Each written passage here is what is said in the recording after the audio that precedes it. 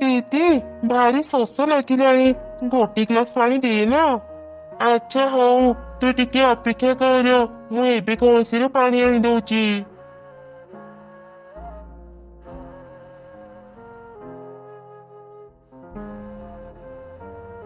ଆରେ ମୁନି, କଳସିରେ ତ ଟିକେ ବି ପାଣି ନାହିଁ, ତୁ ଏବେ କଣ ପିଇବୁ? ମା ବି ତ ଘରେ ନାହିଁ, କିଏ ନଦୀରୁ ପାଣି ଆଣିଦେବ? ତୁ ଚିନ୍ତା କରନି ଦିଦି, ମୁଁ ଯାଉଛି, ନଦୀରୁ ପାଣି ପିଇ ଆସିବି। ଏକା ଯାନି ଭଉଣୀ, ଚାଲ ମୁଁ ବି ତ ସାଙ୍ଗରେ ଯିବି। ନା ନା ଦିଦି, ତୁ ଘରେ ଥା, ମା କହିଥିଲେ ବାହାରକୁ ନ ଯିବା ପାଇଁ। ଆମେ ଦି ଜଣ ଯଦି ବାହାରକୁ ଯିବା, ମା ପାଖରୁ ଗାଳି ଶୁଣିବା। ତୁ ଘରେ ଥା, ମୁଁ ଶୀଘ୍ର ପାଣି ପିଇ ଚାଲି ଆସିବି। ଆଚ୍ଛା ଠିକ ଅଛି, ତୁ ଯା। ଏମିତି କହି ମୁନି ପାଣି ପିଇବା ପାଇଁ ନଦୀକୁ ଗଲା, ଆଉ ପାଣି ପିଇଲା। ସେପଟେ ମା ଚଢି ଧଇଁ ସଇଁ ହେଇ ଘରକୁ ଆସି କହିଲା, ମା କୁନି, ଝଡ ତୋଫାନ ଆସିଲାଣି, ଜଙ୍ଗଲର ସବୁ ଚଢି ଗୁମ୍ଫାକୁ ଚାଲିଗଲେଣି। ଚାଲ ମା, ଶୀଘ୍ର ସେଠାକୁ ଯିବା। ଆରେ ମୁନି କୁଆଡେ ଗଲା? ମୁଁ ତ ତାକୁ ଦେଖୁନି। ମା, ମୁନି ନଦୀକୁ ପାଣି ପିଇବା ପାଇଁ ଯାଇଛି। ଚାଲ ଚାଲ, ମୁନିକୁ ଶୀଘ୍ର ନଦୀରୁ ନେଇ ଆସିବା। ଏମିତି କହି ମା ଚଢି ତାର ଗୋଟେ ଝିଅକୁ ଧରି ନଦୀକୁ ଯିବା ପାଇଁ ବାହାରିଲା। ସେ ଯେମିତି ଘରୁ ବାହାରିଲା, ଜୋର ଜୋରେ ପବନ ବହିଲା। ମା, କେତେ ଜୋରେ ପବନ ବହୁଛି, ମୁଁ ଟିକେ ବି ଉଡି ପାରୁନି। ଆଉ ଟିକେ କଷ୍ଟ କର ମା, ଆମେ ନଦୀ ପାଖରେ ପହଞ୍ଚି ଗଲେଣି। ଏ କଣ, ଏତେ ଜୋରେ କାହିଁକି ପବନ ବହୁଛି? ମୁଁ ଶୀଘ୍ର ଘରକୁ ଯାଏ। ମୁନି ଘରକୁ ଯିବା ପାଇଁ ବାହାରିଲା। ପବନ ଏତେ ଜୋରେ ବହିବା ଯୋଗୁ ସେ ଆଗକୁ ଯାଇପାରିଲାନି। ସେ ଗଛ ମାନଙ୍କ ସହ ଧକ୍କା ହେଇ ହେଇ ଆଉ ଏକ ଜଙ୍ଗଲକୁ ଚାଲିଗଲା। ସେ ବେହୋସ ହେଇ ଏକ ଜାଗାରେ ପଡି ରହିଲା।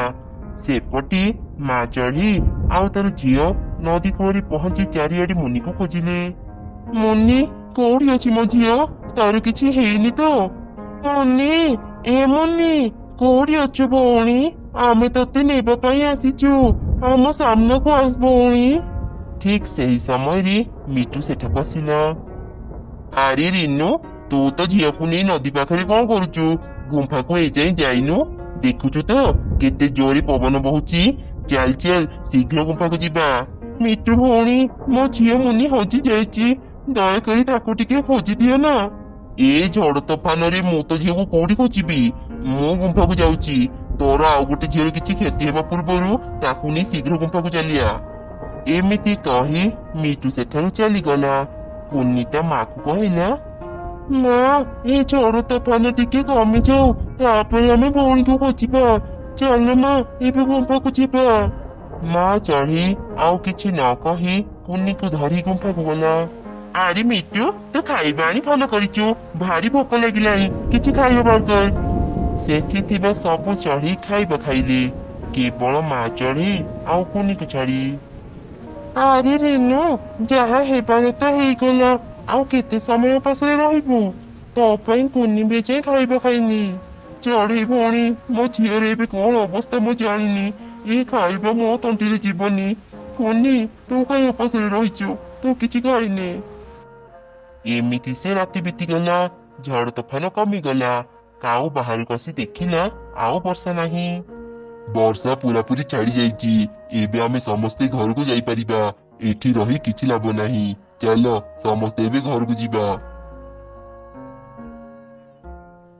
ଆରେ ମୋ କୁନି, ଚାଲ ଏବେ ମୁନିକୁ ଖୋଜିବା। ସେଇ ଝଡ ତୋଫାନରେ ଅନେକ ଚଢେଇଙ୍କ ଘର ଭାଙ୍ଗି ଯାଇଥିଲା।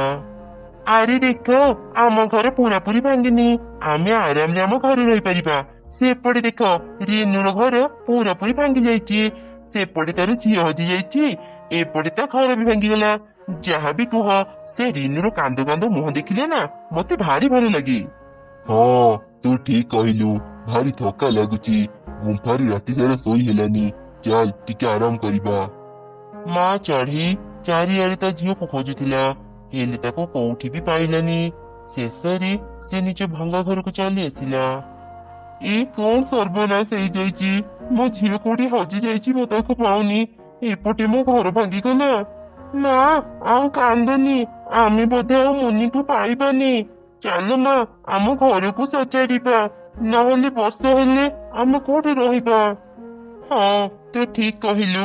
ଗୋଟେ ଝିଅ ଚିନ୍ତାରେ ମୁଁ ଆଉ ଗୋଟେ ଝିଅକୁ ଭୁଲି ଯାଇଥିଲି। ଚାଲ ମା କିଛି କାଠ ଆଣି ନୂଆ ଘର ତିଆରି କରିବା। ଏମିତି କଥା ହେଇ ମା ଛୁଆ ଜଙ୍ଗଲ ଭିତରୁ ମଜବୁତ କାଠ ଆଣି ଏକ ସୁନ୍ଦର ଘର ତିଆରି କଲେ। ଦୁଇ କାଉ ତାକୁ ଦେଖୁଥିଲେ। ମା ଚଢି ସେମାନଙ୍କୁ କହିଲା, ଆରେ ତମେ ଦୁଇ ଜଣ ନିଜ ଭଙ୍ଗା ଘରକୁ ସଜାଡିବନି କି? ଆଉ ଥରେ ଯଦି ପୁଣି ଝଡ଼ ତୋଫାନ ଆସେ ତୁମ ଘର ଭାଙ୍ଗି ଯାଇପାରେ। ଆମକୁ ବେଶୀ ଉପଦେଶ ଦେନି। ତୋ କାମ ତୁ କର। ଏତେ ପରିଶ୍ରମ କରି କିଏ ଘର ସଜାଡିବ? ଏତେ ଅଳସୁଆ ହେବା ଭଲ ନୁହଁ କାଉ ଭଉଣୀ। ପରିଶ୍ରମ କରି ଘର ତିଆରି କରିଥିଲେ ତୁମକୁ ପଛରେ ଏତେ ହଇରାଣ ହେବାକୁ ପଡିବନି। ଏଇ ତତେ କହିଲି ନା ଆଉ ବେଶୀ ଜ୍ଞାନ ଦେନି। ଆମକୁ ଅଳସୁଆ କହୁଛୁ? ଯା ଚାଲିଯା ଏଠୁ। ମା ଚଢ଼େଇଟି ନିଜ ଘରକୁ ଫେରି ଆସିଲା। ସେପଟେ ମୁନିର ହୋସ ଆସିଲା ପରେ ସେ ନିଜ ଘରକୁ ଫେରିବାକୁ ଚେଷ୍ଟା କଲା, ହେଲେ ସେ ରାସ୍ତା ପାଇଲାନି। ଶେଷରେ ସେ ଏକ ଗଛରେ ବସି କାନ୍ଦିଲା। ମା ଆଉ ମୋ ଭଉଣୀ ମୋ ପାଇଁ ଅନେକ ଚିନ୍ତାରେ ଥିବେ। ମୁଁ ତ ଘରକୁ ଫେରିବାର ରାସ୍ତା ପାଉନି। ଏବେ ଘରକୁ କେମିତି ଫେରିବି? ହେ ଭଗବାନ, ମତେ ଟିକେ ସାହାଯ୍ୟ କର। ସେ ଏମିତି କାନ୍ଦୁଥିବା ସମୟରେ ଏକ ବୁଢୀ ଚଢ଼ି ତା ପାଖକୁ ଆସିଲା ଆଉ ତାକୁ ପଚାରିଲା, କିରେ ଛୋଟ ଝିଅ, ତୁ ଏଠି ବସି ଏମିତି କାନ୍ଦୁଛୁ କଣ ପାଇଁ? ମୁନି ସେ ବୁଢୀ ଚଢ଼େଇକୁ ସବୁ ଘଟଣା କହିଲା। କଣ କହିଲୁ? ତୋ ମା ନା ରିନୁ? ମୁଁ ତ ମାକୁ ଜାଣିଛି। ମୁଁ ତତେ ତ ଘରର ରାସ୍ତା କହିପାରିବି, ହେଲେ ଝିଅ ମୋର ବୟସ ହେଲାଣି।